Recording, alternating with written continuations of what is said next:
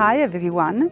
Today I'm here as a mountain lover to show you the potential of a smart application that I use nearly every day. An app which is extremely useful in a mountain region like ours, here in Gran Paradiso National Park. Look, you can explore the peaks, recognize them and have 360 panoramic views.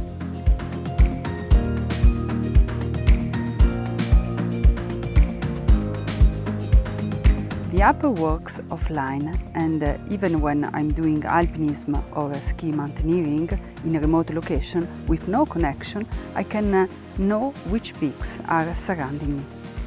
To better discover how it really works, which impact it can have in directing people who are not really mountain experts to explore mountain tourist destinations, it's a great pleasure to give the floor to our next speaker, Fabio Soldati. Fabio will tell us his interesting story and the story of his startup and the invention of this successful app using augmented reality.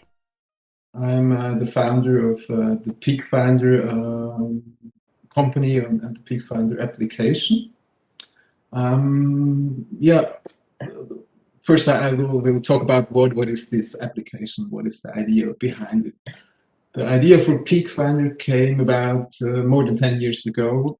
I was on a hike with my sister and her husband, and I was just hiking behind them, and then in front of me they had a little fight, or let's say an argue about a mountain name. And my sister said, well, that's mountain so-and-so, and her husband said, no, that's mountain so-and-so. And I was just behind them, and I didn't have any clue about any of the mountains around us, but I had a clue how to solve this problem. So I came back from this hike and I started to do some research and figured out, well, everything was available at that time. That was the time when Apple came out with their first iPhone, or the second one, and with the App Store, and it was this big thing that every software engineer wanted to make an app. So I thought, well, that's a good idea for an app. And I very quickly decided to start with this project, and I just figured out this is possible to do, and then I did it. In about 4 months, I had already a first version of PeakFinder, and I released it to the store. So PeakFinder was this time, or also today, is an application that helps when you are in the mountains to figure out, you have this view of all the mountains around you and you want to know what's the name of that peak. Then you can use PeakFinder to identify this mountain.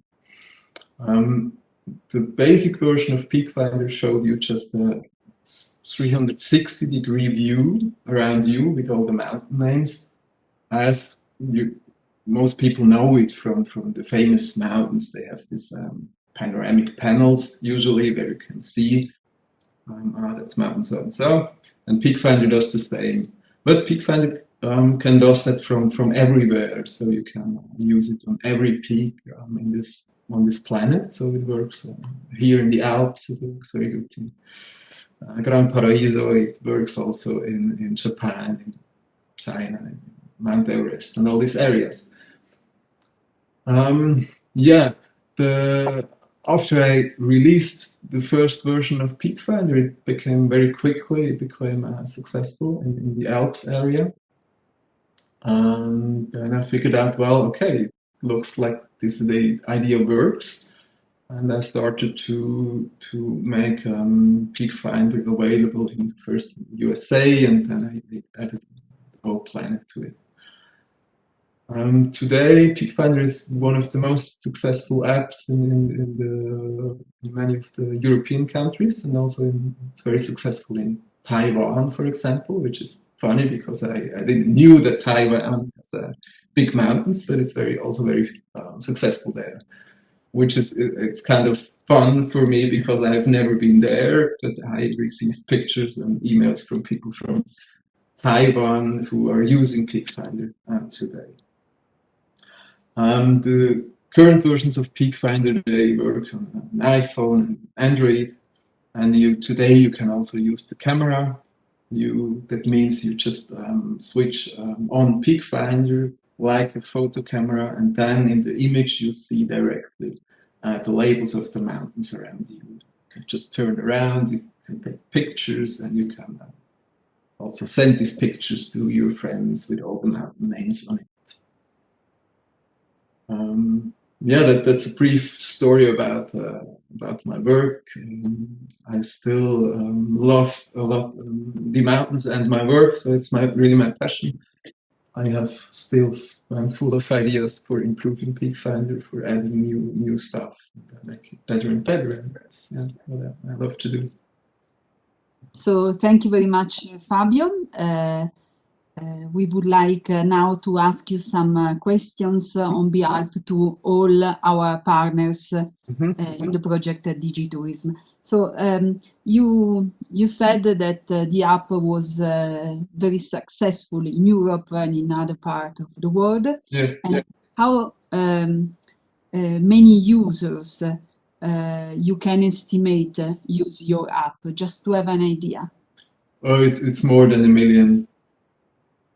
Okay. Yeah. And in Europe? Oh, in Europe, that's maybe 60% of that. It's probably about 600,000 or something.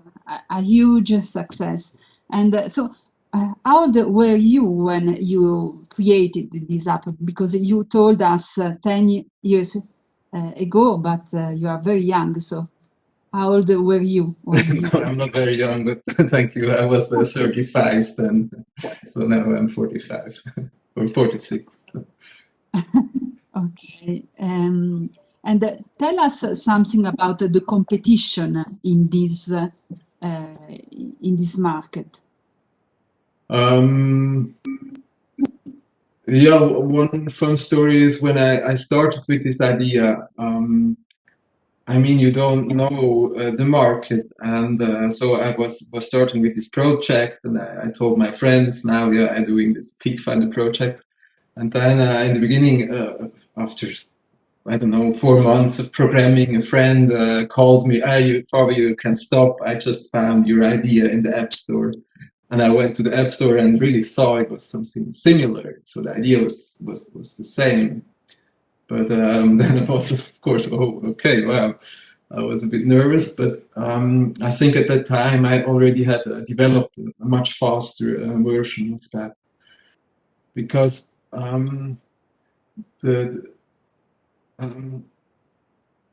it's quite challenging making an app like PeakFinder, because you have to process a lot of data. So you have to, PeakFinder works in a range of almost or more than 300 kilometers. So when you are standing on a peak, then on a good day you can really see that far if you have good conditions. And so you have to calculate the visibility of a huge area around you. So it's quite a lot of data that you have to process. And when I started with it, I already paid attention to make it as fast as possible. To really, I wanted to have an app that is fluid, that it's fun to use, not that you have to wait until the picture comes. I want the pictures pops up as soon as you are on a peak. So I think that was maybe one of the success of PeakFinder, is that I really paid attention to make it as fast as possible, which takes a lot of work from my side. So I was endlessly trying to make it faster and faster. So that's. And Elisa and I can confirm that the quality is fantastic in this app. So your job is very good. Coming back to the users, they are increasing or not? Sorry, they were? Users are increasing or not anymore? No, they are increasing. They are increasing.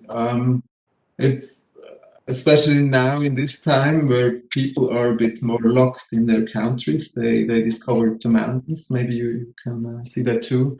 So I had last year. It was a very good season for me because many people are discovering the mountains and the beauty of the mountains in the environment. So they don't fly too far away. So they just go to the mountains. So for me, it was a good year. Yes. So It's still everybody's increasing. planning to go in the mountains, even our partners, because our partners were planning to come in Gran Paradiso, and we hope to do this only in autumn. Did you get some public funds to finance your startup or no? No, I didn't. But I also didn't ask for it because when I started with PeakFinder, it was just an idea, and I was working for a long time as a project manager in software projects, and I wanted to make a bit of break. So, anyways, I had this time to make it, and I had the skills. So, if you have the skills, it's you just need a computer and time, and it's the costs are not that big. Of course, you have to survive somehow, but it's not. I don't have the same costs as like you would have when you hire a company. So that's a complete different thing. Then it's these kind of projects can get very quickly quite expensive. But Do you work alone in this? I work alone. Yeah. I always wanted the freedom of doing that by myself. And maybe I'm also not a very good team leader, so it's probably for all, it's better when I just do that for myself. And you told us that you want time to go in the mountains. It's Of course, correct. yes. For me, it's still also I'm doing a lot of work when I'm in the mountains, when I'm hiking. I process all the technical challenges that I have or what I could improve. And for me, the mountains, it's very important to, well, I love the mountains. I love being in the mountains, but it's also it's to have a balance. Yeah, I mean my work is really 8 days, 8 hours on the computer, and it's very here. So sometimes I just need to use my feet to find a bit of balance.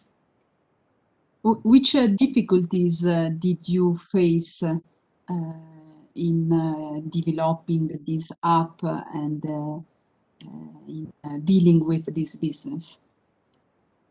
Um, Well, there are many different difficulties. So, for example, I have to support, especially on the Android platforms, there are so many different devices. You have super fast, very modern devices with, I don't know, 4 cameras and all that stuff. And then you have older devices. So it's a huge range, and somehow you have to find a way to deal with this different things. So somehow I want to take all the power of modern devices to make PeakFinder as good as possible. But I also have to take care that I can support older devices. So this is also a big part of my job is to support this different devices, different technologies. So this is quite, I don't know, 30% of my work is just I do that. And I receive many emails from users that which have sometimes problems, some stuff is not working, and so that's also a big part of my job is to make support and to learn from users what they can make better.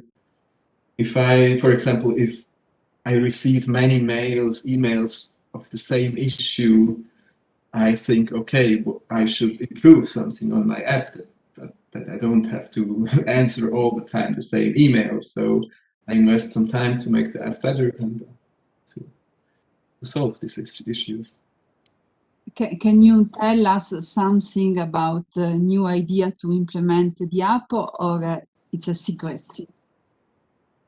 No, it's not secret. Well, at the moment, I released last week my website is now completely new. Now you have on the PeakFinder website, you have the same possibilities like on the app, so you can fly really from mountain to mountain. And at the moment, I'm struggling a bit with the website because there are still some open questions. And it's an interesting fact. I didn't know that, but there are many archaeologists. This is a science that from the archaeology, and they are using PeakFinder to figure out if a site, archaeology, is related to some mountains. So if they build the site according to some mountain peaks and the sun and the moon. And for example, the new website doesn't account this anymore. So I received many emails from this scientists that, oh, well, we want the old PeakFinder back, website back. So at the moment, I'm with this to improve the new website that I reached the same level like the old web page. And for the summer, I like to implement more details to the panoramic views of the PeakFinder view. I like to add, for example, lakes. So you see the lake borders and maybe some rivers and some more details. So, but I'm not sure. I still, my main goal is still to keep PeakFinder as minimalistic as possible. I don't like to overload the app. So it's also a lot of work to find some designs that keep the app as clean as possible, but make it as useful as possible. So I will take my time to add all these things and figure out what makes sense and what doesn't make sense. So. I appreciated a lot also the fact that you insert the sunrise and the sunset is very useful going to the mountains, no? Yeah, I think many photographers are writing me a lot of time. That's very useful for them. And also, I also sometimes use it when I take my tent for the mountains. I want to put the tent on a spot where I can see the sunrise in the morning. So that's very useful. Yeah. So thank you very much, Fabio. It was really an honor to know you because I use this app really a lot, and so it's a pleasure to know you. Last question. Our project Digitourism is dealing with augmented reality in tourism. So which is your vision related to augmented reality applied to the tourism sector for the future? Which is your vision? It's something that will increase or not? That's very hard to say. I mean, augmented reality is already for a long time. People say that's the future, that's the future. But still, we don't see too many people in the city use the phone and navigating like that. So I don't know. I find it's hard to say if this is really the future. But of course, I think it's important to go with that and to figure out what makes sense. Honestly, I cannot give you an answer about that. I'm a bit skeptical. For sure, it's your future, no? It's for sure it's my future. Yeah, of course, for me, it's a very interesting field, of course. But for tourism, I think I think it's also very important for tourism. But it's also important that you really you make in the end good products. I think for tourism, it's very the difficulty is to really make an app or something like that, which you can pay, because it's also expensive to make a really good app for augmented reality. So I think we already have seen many apps. They are so la la, they are not so nice, or they just work for 2 years, and after 2 years you don't get any more support or any more updates. I think this is a bit the challenge in this field, to make a product that also lasts for some time, because the market is so fast. So if you put a new app on the market today, in 2 years, it's already old. I've seen that with also some other apps I did. So you really have to also to think how can you maintain such a project. I think this is it's often more expensive than the first development, and I think also in tourism, I think this is a big challenge. Or you find some cooperations with companies who already have a platform that supports very well your needs, and then you can reach these goals easier, I think.